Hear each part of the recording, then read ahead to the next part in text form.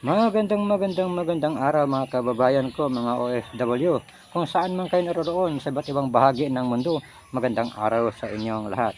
Ngayon pag-uusapan natin itong paghihiwalay ni Mindanao, yung sinabi ni former President Rodrigo Roa Duterte o Tatay Digong, sisiparate ang Mindanao. Yung sabi niya, kung ganyan rin lang kayo sa Luzon, maghiwalay na tayo. At yung reaksyon naman ng mga nasa gobyerno, mga kabinete ni BBM o President Marcos, at si BBM na rin o si President Marcos masabi din na to separate Mindanao is doomed to fail. At yun din ang sabi ng mga kanyang kabinete na they will use force if sakaling hihiwalay ang Mindanao.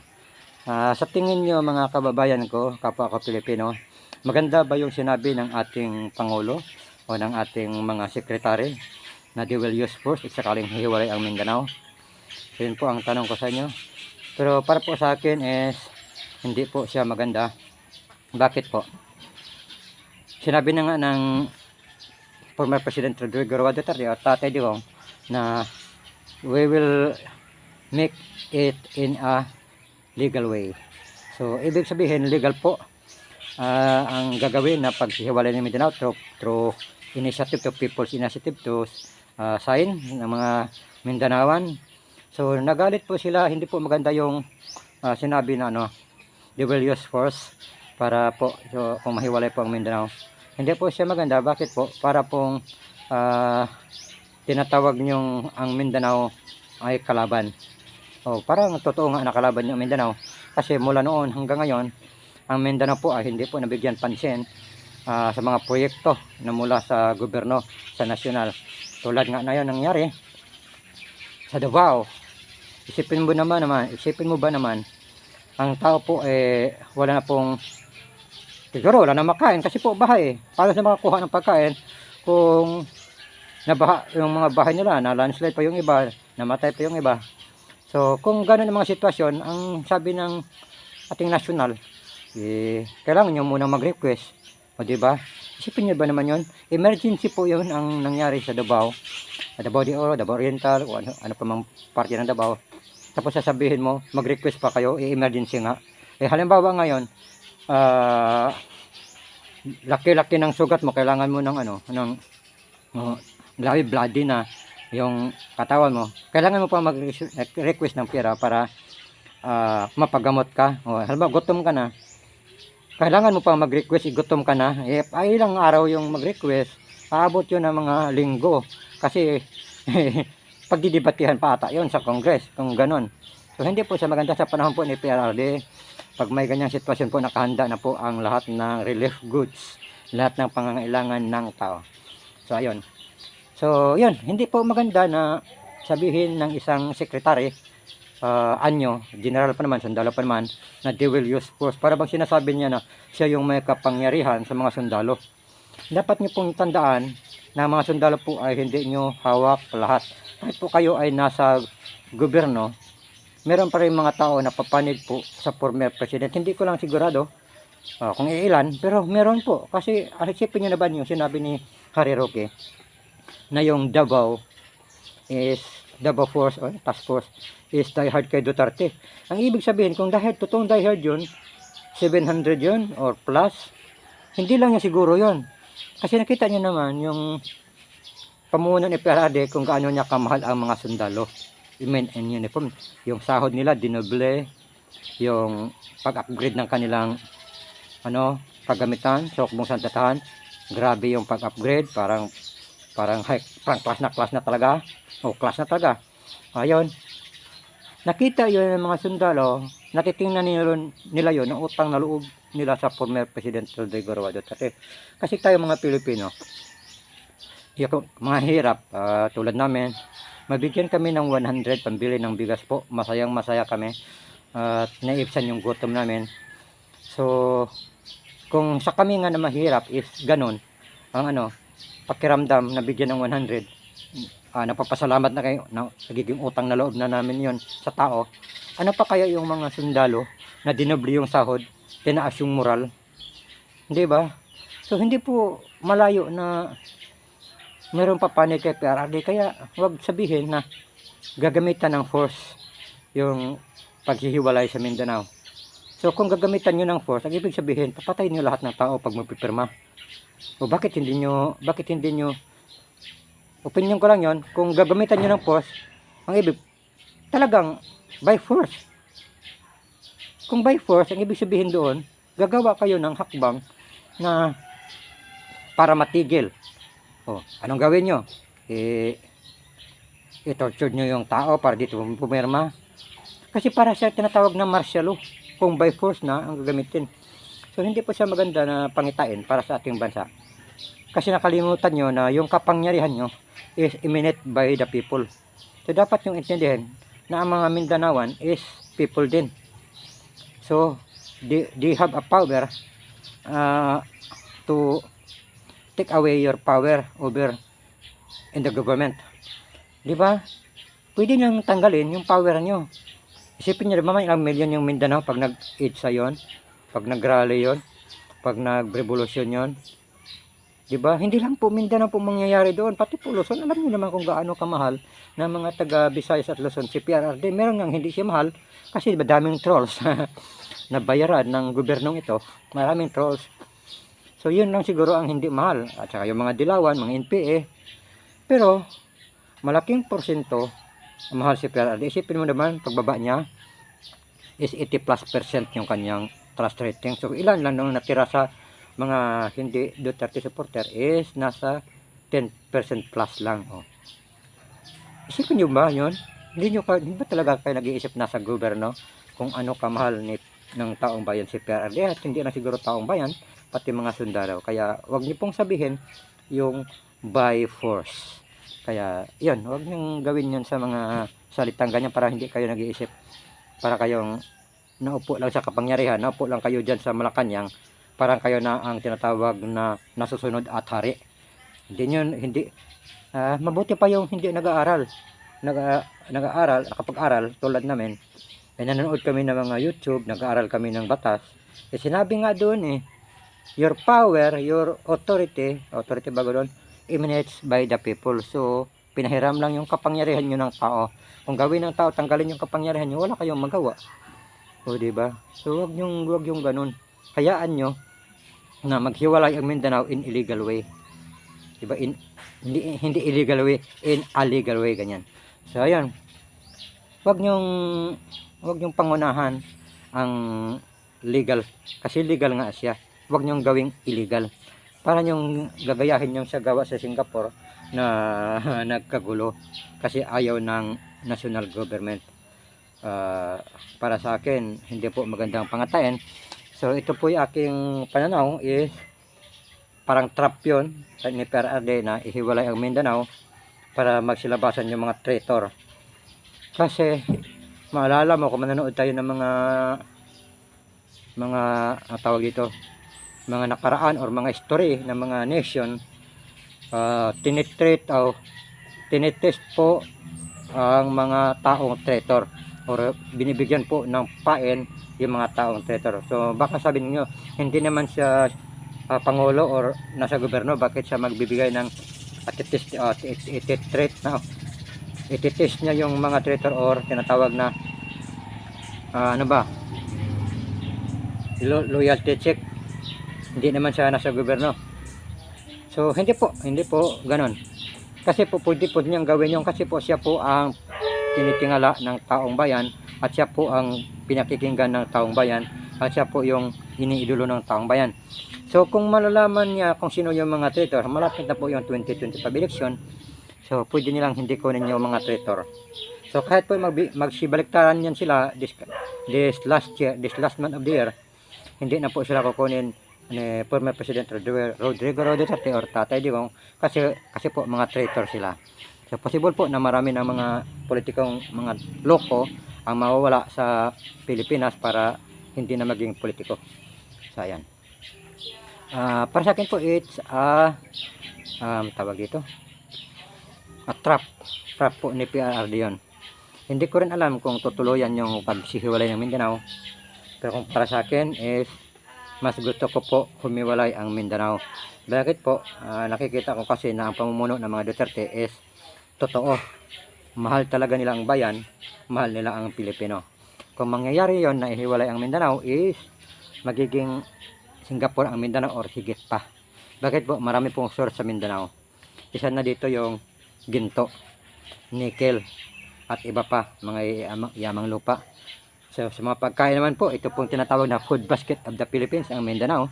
Nandito po yung mga saging, kasaba, saba, kasaba is balinghoy or Singapore. Saba na saging, yung tons na dinideliver puntang Manila. At saka yung saging na tawag dito, hindi ko alam yon, yung in-export sa China is nandito rin yung plantation.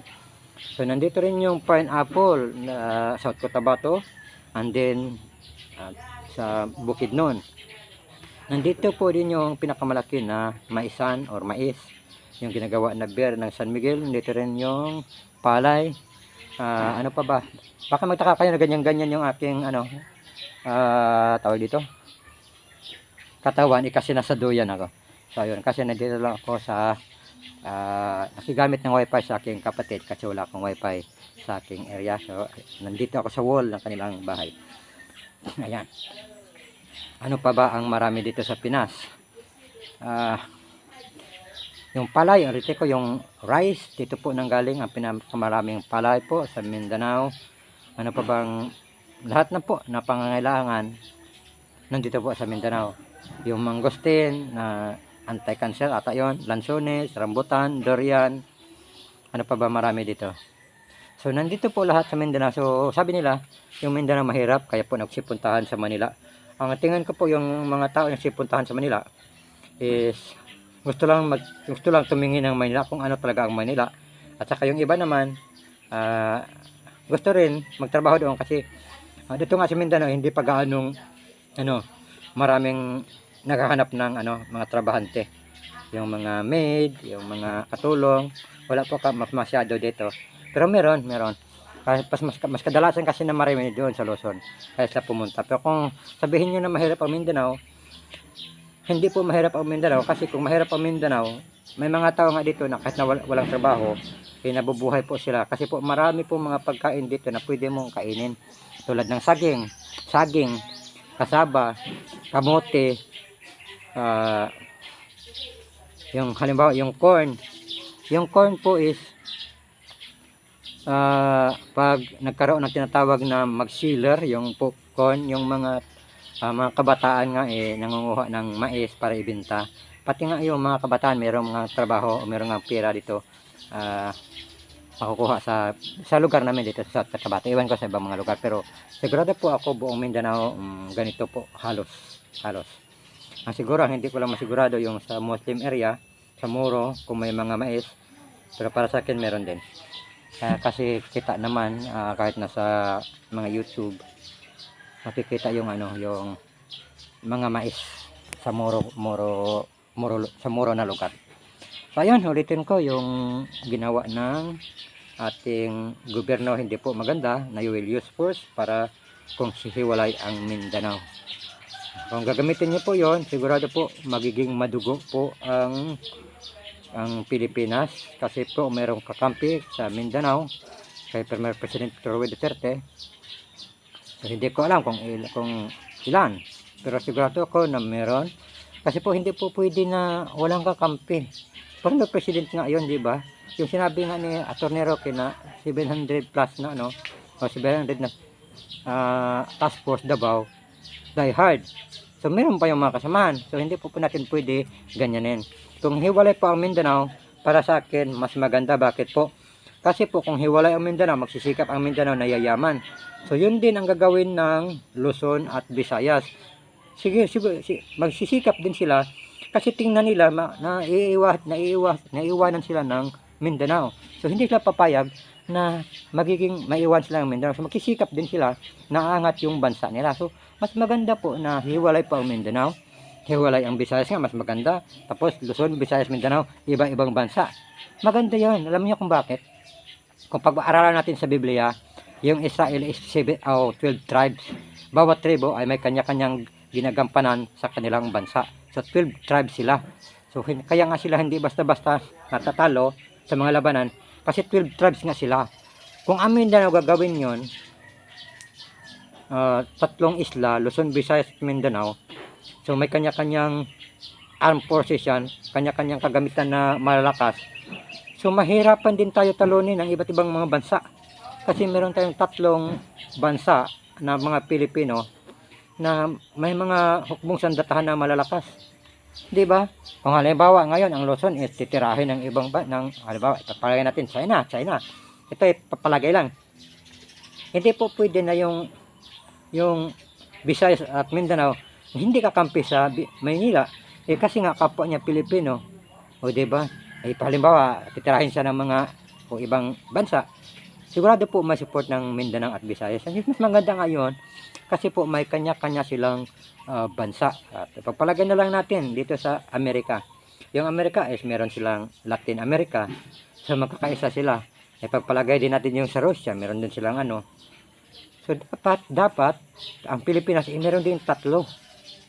'Di ba? Luzon, Visayas, Mindanao may kanya-kanyang economy, may kanya-kanyang hukbong sandatahan. So napakalakas po ang mangyayaring armed forces ng ating hukbong, ang ating nakapakalaki po ng kapangyarihan o sandatahan o malaki po ang tawag dito. Kayo na bahala doon kasi hindi ko hindi ko makuha. So malaki po yung posibilidad na magiging malakas tayo kasi may kanya-kanya tayong bansa. Sigurado naman ako na halimbawa ang Mindanao. Sigurado ako po na magpapalakas talaga ang Mindanao. Kasi nga, yun ang ginawa ni Premier President Rodrigo Duterte kung paano niya pinalakas ang hukbong sandatahan ng Pilipinas. Kaya nga magpasalamat kayo kung mahiwalay ang Mindanao. Kasi may sariling hukbong sandatahan at siguradong papalakasin ang hukbong sandatahan at maging kakampi nyo balang araw. Yun dapat ang isipin nyo, hindi yung puro nakaw nito, puro nakaw doon. Hindi yung mga sariling interest lang ang meron kayo, hindi interest nyo para sa Pilipino. Kaya pasalamat kayo kung sakali mahiwalay ang Mindanao. Huwag nyong sabihin na gamitan nyo ng force. Ano ba tayo, komunista na? Wala ba tayong freedom mamili? Yung mga kinakain nyo, yung sahod nyo is galing po sa tax ng bayan. Dapat nga kayo magpasalamat na nandyan kayo, inupo kayo. Huwag kayong ganyan na ay illegal yan. Bakit na naging illegal? Illegal way nga, diba? Iakyat nga sa UN through sign. Nagagalit kayo, papirma-pirma yung mga Mindanaoan, tapos yung sa PI, hindi kayo nagagalit. Dapat yun ang pagalitan nyo, yun ang dahilan nagalit si President Duterte o si PRRD sa PI na yon. Kasi po ang nakasaa doon is malong term na po ang pagiging pag-upo ni Marcos at magiging Prime Minister na si Tambaloslos, ayun. 'Di ba? So, kaya po kung magiging ganon, mabuti pahiwalay ang Mindanao. Bakit ko iasa ang aking bansa o aking sarili o aking pamilya sa isang bansang namumuno ng mga magnanakaw, mga sariling interes. Kita nyo naman ang nangyari ngayon sa Pinas. Yung 30 plus na bigas naging 60 plus, meron pang 70-75. Yung sugar na 30 plus dati nagiging 80 plus o 80 o 90 plus yung refined sugar. Isipin nyo ba pagtaas ng lahat na po ng bilihin sa bansang Pilipinas inagtaas, tapos yung sahod naman ng mga Pilipino hindi rin tumaas. Kaya nakita nyo yung paghihirap, kita nyo yung tao na punong-puno na. Kaya po nakita nyo naman sa comment sa mga YouTube kung gaano sila kagalit sa gobernong ito. Iwan ko ba kung hindi nyo nakikita yon, mga bangag talaga siguro kayo. Totoo nga yung sinabi ni Presidente Duterte na meron tayong presideng bangag noon. Bangag ang presidente natin hanggang ngayon. O diba? Kung totoo yun, talagang ito yung nangyari sa Pilipinas kung totoo yun. Kasi nakita nyo naman yung nangyari sa Pilipinas ngayon. Kahit sa ang survey, yun ang iniinda ang kanyang kahirapan dahil sa mahal ng bilihin.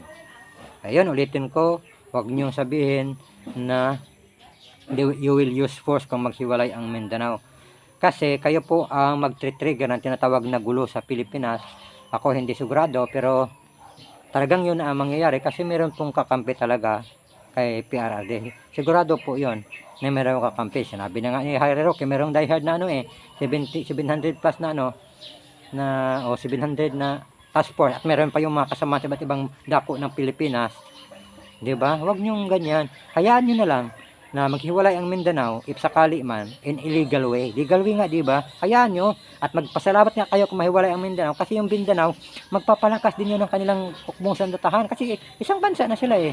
Hindi rin sila papayag na kanilang hukbong sandatahan is hindi malakas. So ngayon, ang Mindanao pag mahiwalay, maging kakampi niyo 'yun, kasi Pilipino din kami. O di ba, Pilipino din kami, so maging kakampi nyo ang Mindanao. So tingnan ko lang kasi yung Mindanao pinapabayaan nyo mula noon hanggang ngayon. Yung sinasabi na mayaman sa panahon ni Marcos, hindi po yung totoo. Sa totoo lang, naabutan ko po yung matandang Marcos. Mahirap po, marami po mahirap sa Mindanao. Siguro bandang Luzon marami, pero sa Mindanao po maraming mahirap. Yung papa ko kasi is manager ng mining. Minsan po walang pera, minsan po walang pagkain yung kanyang mga tauhan, so nangungutang sila ng pagkain. So kawawa naman yun. Lagi yun ganon, laging ganon, para nauubusan. Kasi po alam niyo naman yung mining, merong pera minsan, merong wala. Parang sugal o tawag dito, risky para mag-mining muna tayo, baka makapera tayo, parang ganon. Hindi po lahat ng mining meron pong makukuha, kaya ganyan ang mga sitwasyon. At kahit dito rin sa amin sa Cotabato, yung mga tao, marami din pong mahirap. Kung hindi mag-harvest, hindi po makakain. Ganun po kahirap sa Mindanao sa panahon ni Marcos. Mas lumala sa panahon ni Cory. Siguro sa panahon ni Marcos may natutulungan, yung malapit sa gobyerno, yung malapit sa luwag o sa Dasandok, yon. Pero marami pong hindi malapit. Yan po ang totoo. Hanggang umabot sa panahon ni Cory, hirap ni Ramos, ni Gloria, ni Pinoy, naghirap. Naipsa naman panahon ni PRRD, bumalik naman sa panahon ni Marcos. Sa panahon ni PRRD po, marami po nakapagtapos ng pag-aral. So malaking tulong sa bansa yon, sa mga Pilipino. At saka hindi lang yon, dinoble ang sahod ng mga sundalo, mga men in uniform, lahat na nasa gobyerno, kung hindi ako nagkamali. At saka yung pension sana ng mga senior citizen naging 1K. Ngayon wala na dito dumating na pension sa amin sa lugar namin. Yung mama ko ang taga na hindi nakapensyon. So ang dami pong mga opportunity kahit na mayroong pandemic. Yung pagkain ng mga tao, ng pamilya is hindi po pinakapos, kasi po yung ayuda is laging up to date yung pag wala na meron namang ayuda. Ganun po sa pamuno ni PRRD. Siguro kung mumuno ngayon kayo, baka po lahat ng Pilipino ubos na. Kasi kung yung bangag kayo, talagang ubos, kasi wala kayong tinatawag na political will, wala kayong tapang, wala kayong, iwan ko ba, bakit kayo tumakbo ng presidente. Buti na rin nalaman ng taong bayan na ganyan ang pamilya nyo. It's God's will na kayo tumakbo, kahit na nilagay kayo ng Diyos dyan, kasi yun mga sa Biblia. Pero dapat din natin tandaan na nilagay tayo ng Diyos, ang Diyos din ang babawi dyan. Ayon po sa ating ayon po sa Biblia, na nilagay ng Diyos si King Saul, din pinaalas din siya ng Diyos, at pinalit si David. Kaya buti na rin nilagay ka ng Diyos na malaman ng sambayang Pilipino kung anong klaseng pangalan meron kayo, o apelyido meron kayo, or name na meron kayo. Ayan, ulitin ko, wag po niyong sabihin po na you will use force. Isipin nyo, naging kabinete din kayo ni PRRD. Isipin nyo, BBM na naging presidente kayo dahil kay Sara. Magpasalamat nga kayo kung maging hiwalay ang Mindanao, dahil maging kakampi nyo ang Mindanao balang araw. Yan lang. God bless us all.